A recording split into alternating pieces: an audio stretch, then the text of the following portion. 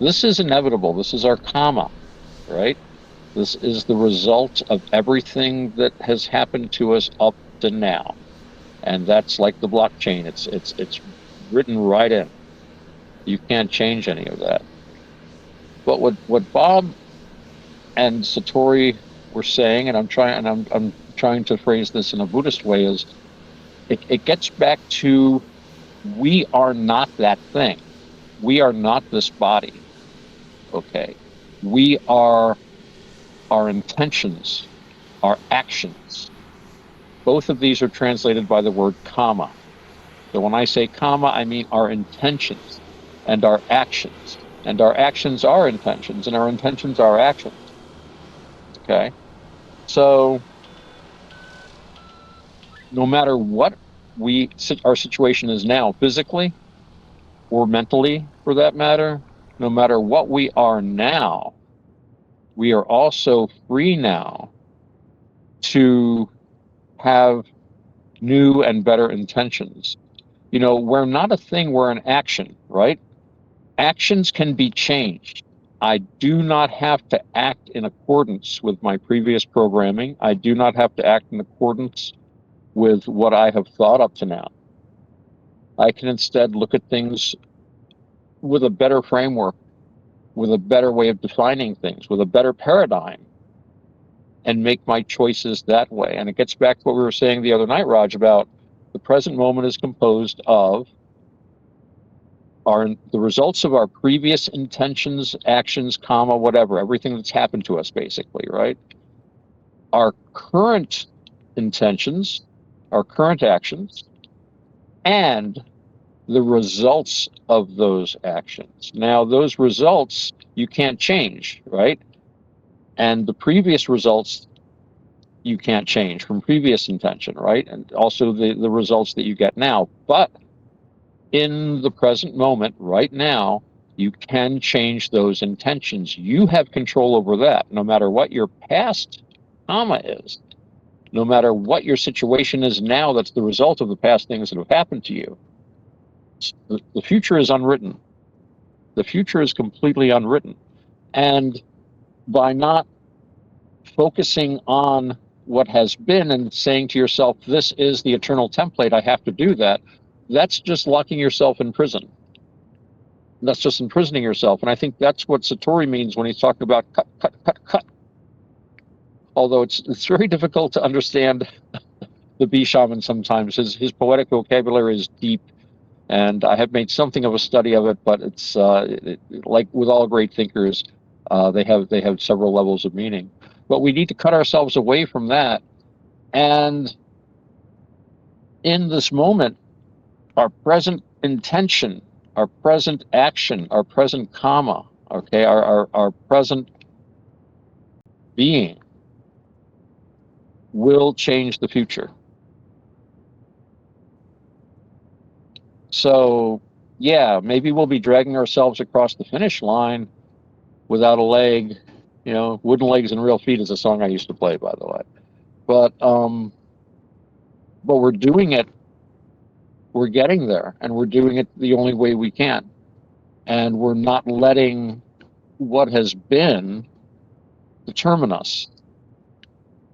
So that if I look back and say, if only my adrenal gland worked better, I wouldn't have all these problems. If only I had 2 legs, I could have run in the race. If only this, if only that. Well, my grandmother used to say that pigs could fly if only their mothers were canaries. There's a point past which this is simply torturing ourselves. And we love to torture ourselves. We love being miserable. I've gone on before about country western music as an industry built upon people feeling miserable. They want to feel miserable. I know people that they go to their country western bar and plunk down their money, and they just want to cry a tear in their beer all night because they love feeling miserable. And it is not a bad thing to look at our past and say, I wish I had not done this. I want to do things differently, and I am going to resolve to do things differently from now on. And then you stop beating yourself up. That's the best thing you can do as a human. Because if you start beating yourself up over it, again, you're not here in the present. You're living in a fantasy world in which you're just making that mistake again and again and again, and beating yourself up again and again and again. And this is one of the things that many abused people, I think, learn. One of the great controls is guilt. They talk about shame-based versus guilt-based cultures a lot, sometimes in reference to Buddhism, in as much as that Buddhism is now prevalent in mostly East Asian countries. And the culture in East Asian countries is generally what they call a shame-based culture. And you can say, well, basically, you don't do something wrong because you would bring shame on your family. What would the neighbors think? What will your children, what will your descendants think? What will your ancestors think? You basically want to maintain that social integrity, and you want to have worth in the eyes of your peers. Guilt is a little more internal. And the thing about guilt is you feel bad for the act itself. And because the act itself is intrinsically bad, but another thing about guilt is if I can make you feel guilty about something, right? That means that you will obey me even if I'm not there. Now, shame is the sort of thing where it's very easy in these shame-based cultures. Well, nobody's looking, da da da da. That's why you get some of these huge problems over there. They have these scandals about high-level bribery and corruption, even in places where you think you wouldn't find it. For example, I'm thinking this was many years ago, and I don't remember the details exactly, but basically in Japan, there was this group that was associated with the Zen tea ceremony. Very respectable people. Turned out they were involved in some kind of real estate scam.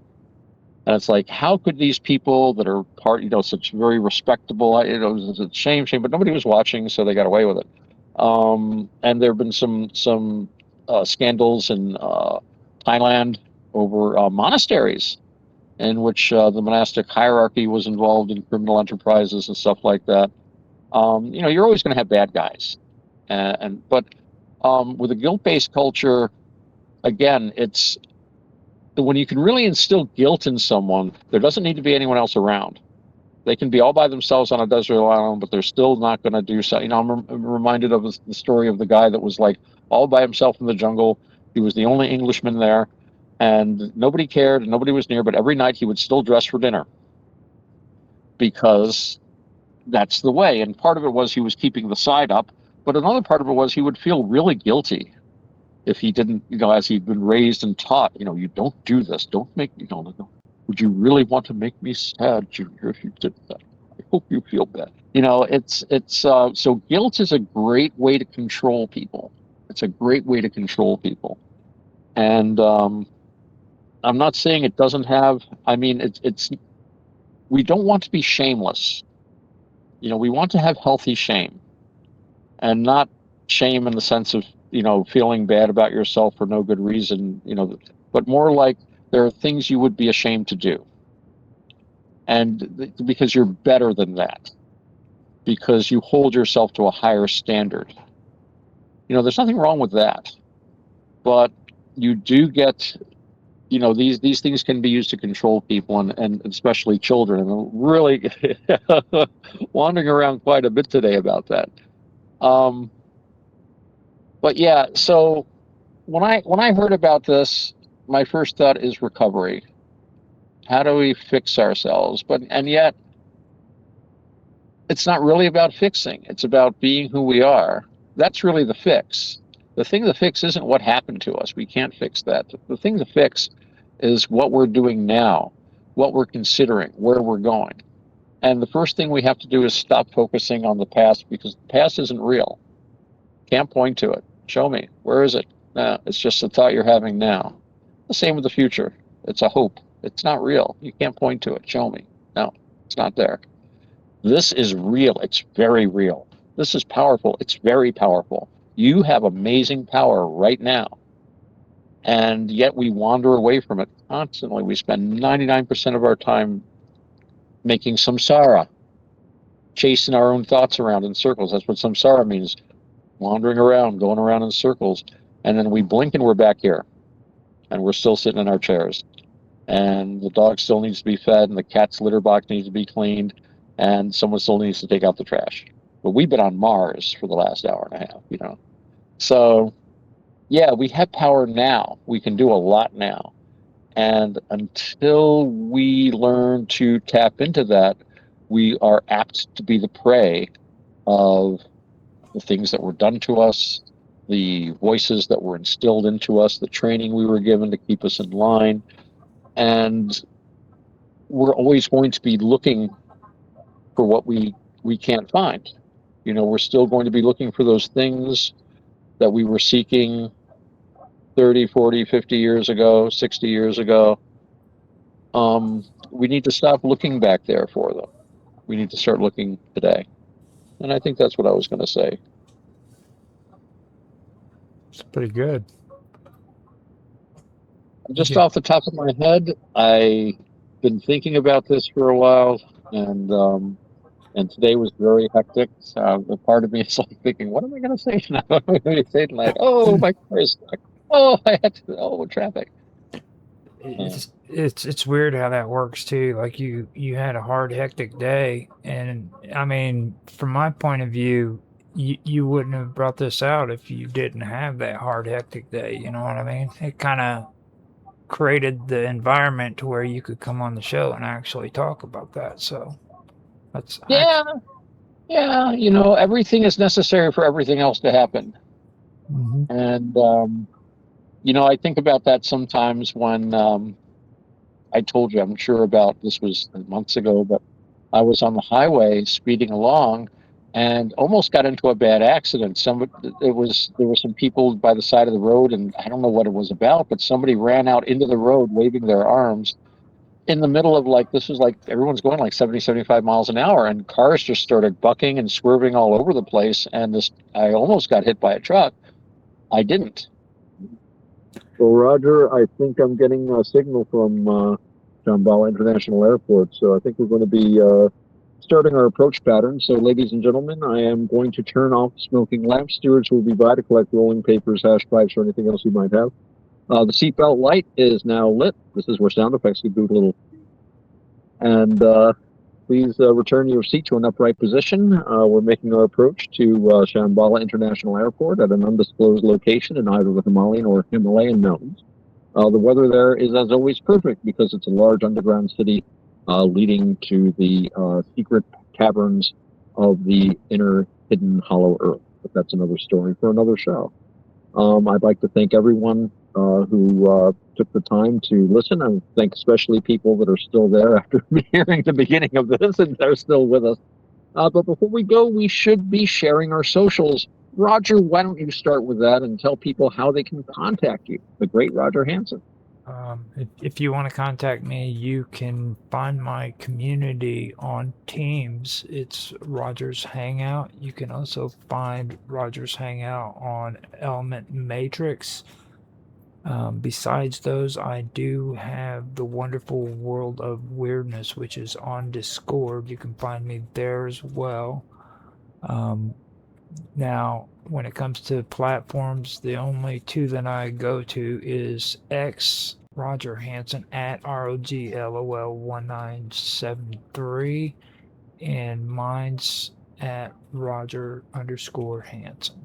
And of course, you can take a look at some of my thoughts and ideas at my website, navakavada.org. That's NAVAKAVADA.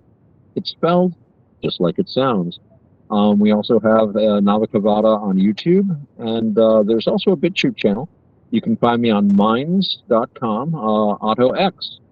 And also, you might just run into me down at the corner. You never know. Oh, we're beginning our final descent. I see the doors are opening on the side of the mountain.